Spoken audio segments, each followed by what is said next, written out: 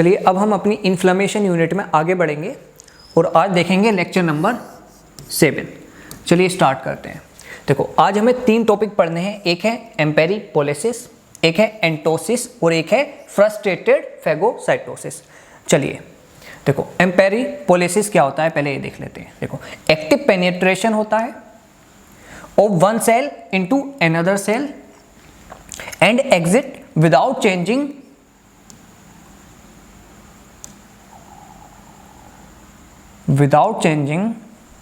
Morphology और physiology. ठीक है, तो ये डेफिनेशन है एम्पेरीपोलिसिस की। इसका मतलब क्या है समझो। देखो मान लो ये एक सेल है जिसको आपने नाम दिया सेल 2 और ये दूसरा सेल है, इसको नाम दिया आपने सेल 1। ठीक है, तो इसमें क्या होगा, सेल 1 एक्टिव पेनिट्रेट कर जाएगा सेल 2 में। ठीक है, मतलब सेल 2 सेल 1 को अपने अंदर ले लेगा।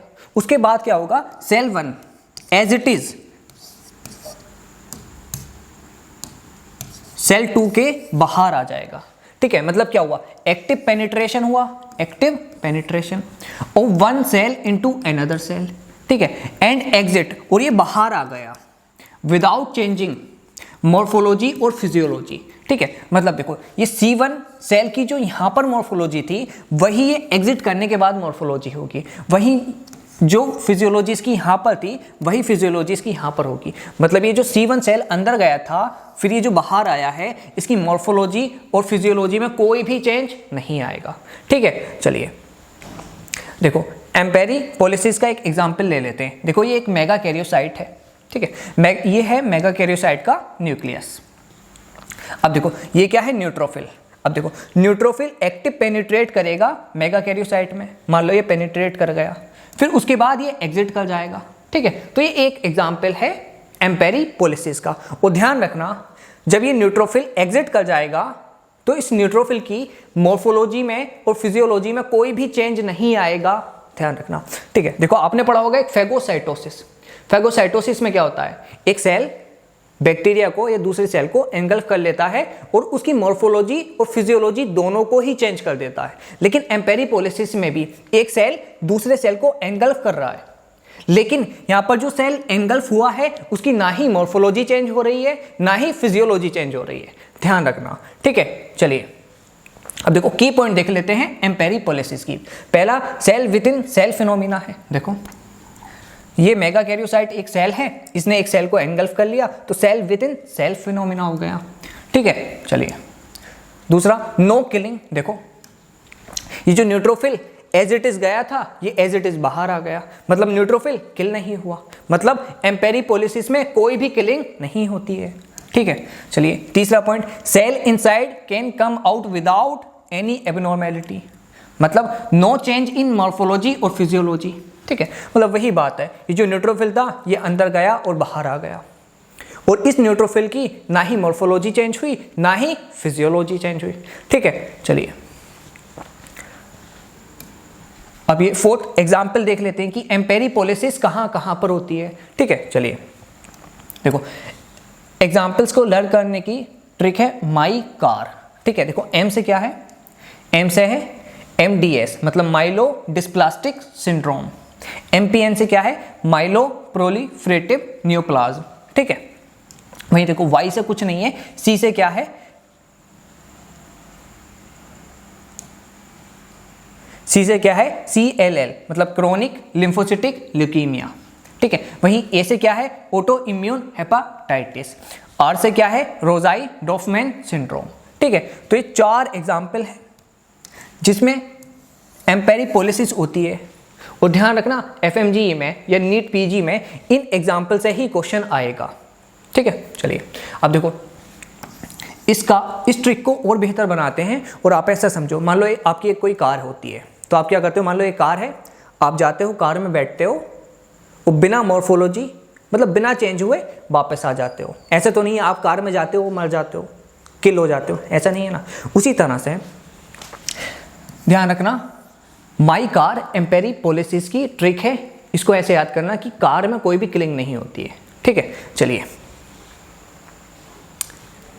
अब देखो एम्पेरीपोलिसिस में और फेगोसाइटोसिस में क्या क्या फर्क है वो देख लेते हैं। देखो पहली चीज, ये भी cell within cell phenomena है और फेगोसाइटोसिस भी cell within cell phenomena है। ये दो चीजें तो दोनों में कॉमन है, लेकिन ध्यान रखना एम्पेरीपोलिसिस में कोई भी किलिंग नहीं होती है जबकि फेगोसाइटोसिस में किलिंग होती है। ठीक है, ये डिफरेंस है फेगोसाइटोसिस में और एम्पेरीपोलिसिस में। अब एक और टॉपिक आता है जिसका नाम है एंटोसिस। ध्यान रखना एंटोसिस एक ग्रीक वर्ड है जिसका मतलब होता है इनसाइड और विद इन। ठीक है, अब देखो यहां पर क्या होगा, invasion of one cell into another cell of same type.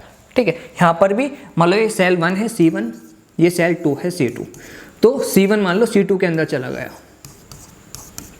ठीक है, तो यहां पर भी cell within cell phenomena है, लेकिन यहां पर फर्क क्या है, जो सेल का टाइप है वो सेम है, मगर मतलब अगर एक न्यूट्रोफिल है तो अंदर जाने वाला सेल भी न्यूट्रोफिल होगा। ठीक है, मतलब अगर ये C1 सेल लिम्फोसाइट है तो C2 सेल भी लिम्फोसाइट होगा, C1 सेल न्यूट्रोफिल है तो C2 सेल भी न्यूट्रोफिल होगा, मतलब सेम टाइप सेल होगा। जबकि एम्पेरीपोलिसिस में क्या था, ध्यान से देखो, एम्पेरीपोलिसिस में एक मेगा कैरियोसाइट था तो एक न्यूट्रोफिल था, मतलब दोनों का नेचर डिफरेंट था। ठीक है, चलिए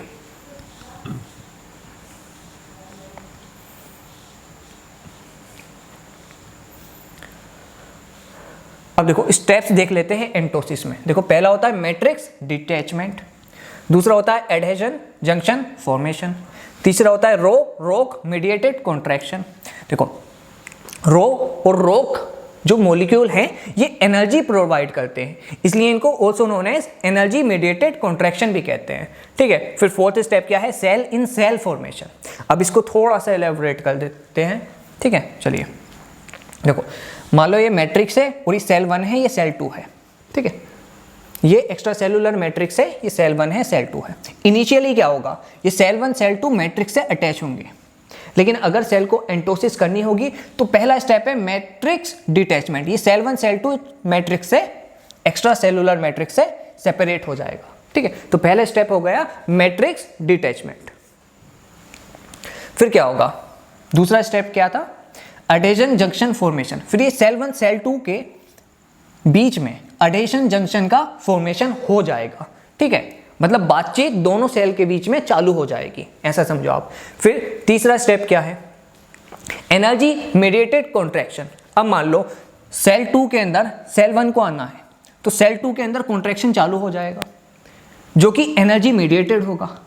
एनर्जी मीडिएटेड किन मॉलिक्यूल से होगा, रो मॉलिक्यूल और रोक मॉलिक्यूल, इन मॉलिक्यूल की वजह से एनर्जी मीडिएटेड होगा। ठीक है, अब अगर एनर्जी मीडिएटेड होगा तो एक्टिन मायोसिन का कॉन्ट्रैक्शन होगा, इसलिए ये सेल थोड़ा सा अपने आप को कॉन्ट्रैक्ट करना चालू करेगा और C1 सेल को, जिसको इसको एंगल्फ करना है या अपने अंदर लेना है, उसके चारों ओर सीडोपोडिया लाइक स्ट्रक्चर बनाना चालू कर देगा।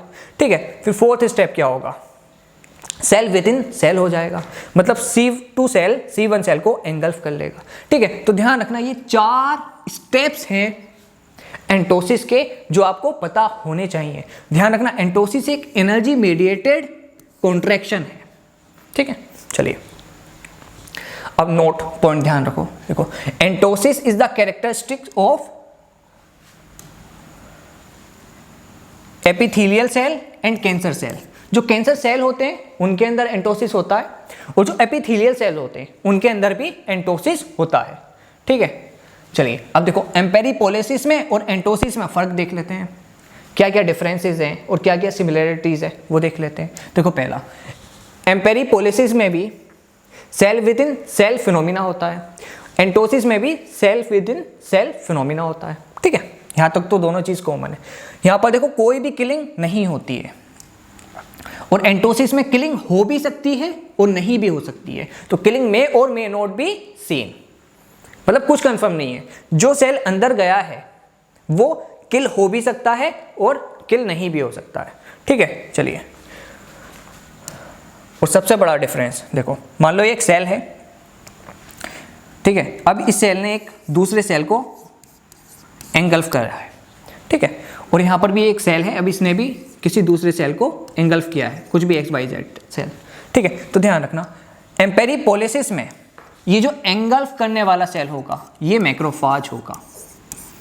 ठीक है, ध्यान रखना।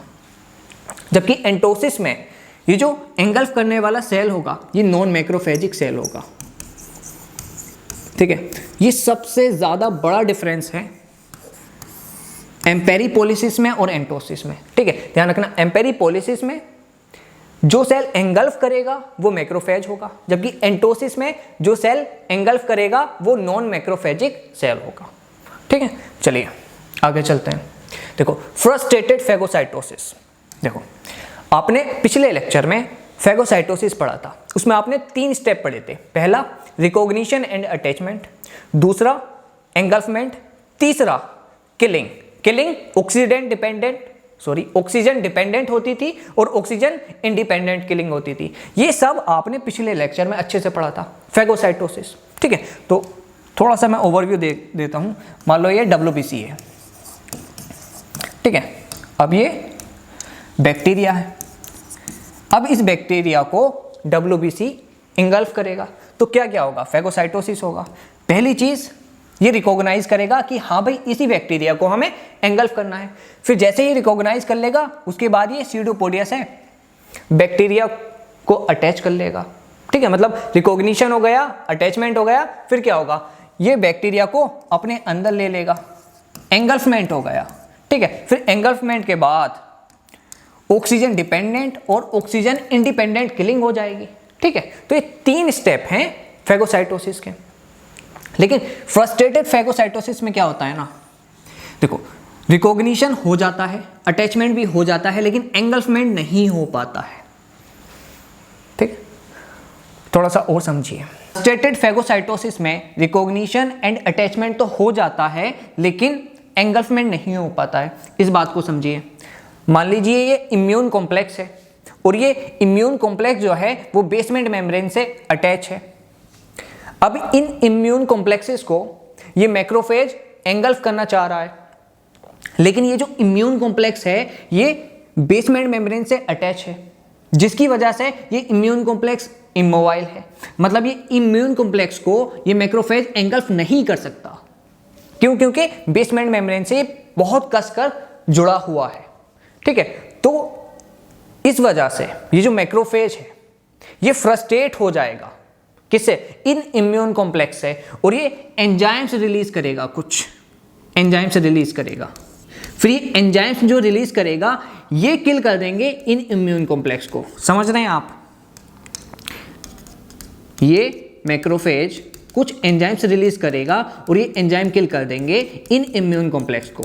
ठीक है, समझ में आया? ठीक है, देखो, नॉर्मल फेगोसाइटोसिस में क्या होता, मैक्रोफेज आता, इसको रिकॉग्नाइज करता, अटैच करता, एंगल्फ करता, किल करता। लेकिन फ्रस्ट्रेटेड फेगोसाइटोसिस में क्या हुआ, इसने रिकॉग्नाइज किया,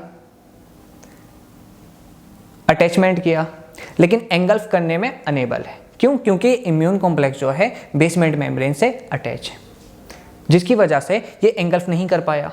अब एंगल्फ नहीं कर पाया तो ये फ्रस्ट्रेट हो गया। जब ये फ्रस्ट्रेट हो गया तो इसने एंजाइम्स रिलीज किए, और जैसे ही इसने एंजाइम्स रिलीज किए तो इन एंजाइम्स ने इन इम्यून कॉम्प्लेक्सेस को किल कर दिया। ठीक है, तो ध्यान रखना, ये जो फ्रस्ट्रेटेड फेगोसाइटोसिस है ये है एक्स्ट्रा सेलुलर किलिंग। ठीक है, इस बात को ध्यान रखना। चलिए आगे चलते हैं। देखो, की पॉइंट्स देख लेते हैं फ्रस्ट्रेटेड फेगोसाइटोसिस के। देखो, occur when cell encounter material can not be phagocytosed. ठीक है, देखो, मतलब फ्रस्ट्रेटेड फेगोसाइटोसिस तब होता है जब कोई भी ऐसा इम्यून कॉम्प्लेक्स, कोई भी ऐसा बैक्टीरिया या कोई भी ऐसा मटेरियल मिलता है जिसको आप फेगोसाइटोज नहीं कर सकते हो, मतलब एंगल्फ नहीं कर सकते हो। ठीक है, चलिए दूसरा point, macrophage encounters immune complex, और ये जो इम्यून कॉम्प्लेक्स है ये इमूवेबल मटेरियल है। ठीक है, चलिए तीसरा, macrophage unable to engulf immune complex. ठीक है, आपको पता है मैक्रोफेज इम्यून कॉम्प्लेक्स को एंगल्फ नहीं कर पा रहा है क्योंकि ये इम्यून कॉम्प्लेक्स अटैच है बेसमेंट मेम्ब्रेन से। ठीक है, चलिए, और release of lysosomal enzyme extracellularly. ठीक है, जिसकी वजह से ये macrophage extracellularly lysosomal enzymes release करेगा जो कि इस इम्यून कॉम्प्लेक्स को किल कर देंगे। ठीक है, चलिए अब देखो फेगोसाइटोसिस में और फ्रस्ट्रेटेड फेगोसाइटोसिस में डिफरेंस देख लो। देखो फेगोसाइटोसिस में इंट्रासेलुलर किलिंग होती है, ठीक है, जबकि फ्रस्ट्रेटेड फेगोसाइटोसिस में एक्स्ट्रा सेलुलर किलिंग होती है। ध्यान रखना, बहुत ज़्यादा क्वेश्चंस पूछे जाते हैं यहाँ से, ठीक है। चलिए अब क्वेश्चन देख लेते हैं। Which of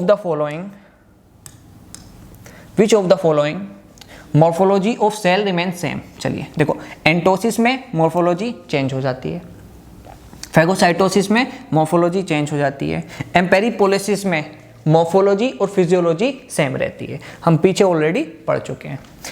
question number 32, एम्पेरीपोलिसिस not ओकर इन। देखो माइलोडिस्प्लास्टिक सिंड्रोम में होता है तो ये आंसर नहीं होगा। ऑटो इम्यून हेपेटाइटिस में होता है तो ये भी आंसर नहीं होगा। रोजाई डॉफमैन सिंड्रोम में भी होता है तो ये भी आंसर नहीं होगा। आंसर होगा पैनक्रियाटाइटिस, ठीक है। देखो इस क्वेश्चन को आप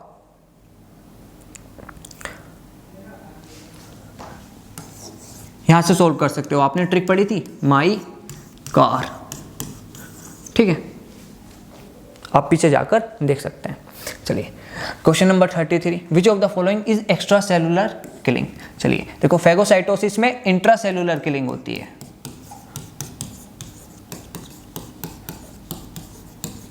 किलिंग, ठीक है, तो ये तो आपका आंसर नहीं होगा। एम्पेरीपोलिसिस में नो किलिंग होती है, ठीक है, कोई भी किलिंग नहीं होती है एम्पेरीपोलिसिस में, तो ये भी आंसर नहीं होगा।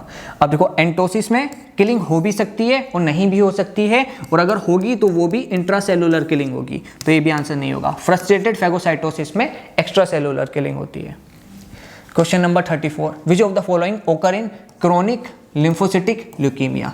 ठीक है, एंटोसिस नहीं होता है, फेगोसाइटोसिस नहीं होता है, नन आंसर नहीं है, एम्पेरीपोलिसिस आंसर है। ठीक है, एम्पेरीपोलिसिस की ट्रिक क्या थी, माई कार, आप पीछे जाकर देख सकते हैं। और ध्यान रखना आज के लेक्चर में नीट पीजी एफएमजी में यहीं से ज़्यादातर क्वेश्चन आएंगे, ध्यान रखना। ठीक है, चलिए विच of the following is intra cellular killing. चलिए देखो, फ्रस्ट्रेटेड फेगोसाइटोसिस में तो एक्स्ट्रा सेलुलर किलिंग होती है, तो ये आंसर नहीं होगा। Net neutrophilic extra cellular trap में भी एक्स्ट्रा सेलुलर किलिंग होती है, तो ये भी आंसर नहीं होगा। एम्पेरीपोलिसिस में नो किलिंग होती है, तो ये भी आंसर नहीं होगा। ठीक है, तो आंसर हो जाएगा फेगोसाइटोसिस। फेगोसाइटोसिस में होती है इंट्रासेलुलर किलिंग। ठीक है, तो उम्मीद है आज का लेक्चर आपको अच्छा लगा होगा। कोई भी कमी है या कोई भी आप चेंज चाहते हैं लेक्चर में, तो आप कमेंट में बताइए, मैं उस कमेंट को पढ़कर अगर मुझे वो चेंज अच्छा लगेगा तो मैं ज़रूर अपनी वीडियोज़ में, अपने लेक्चर में वो चेंज कर दूंगा। ठीक है, थैंक यू।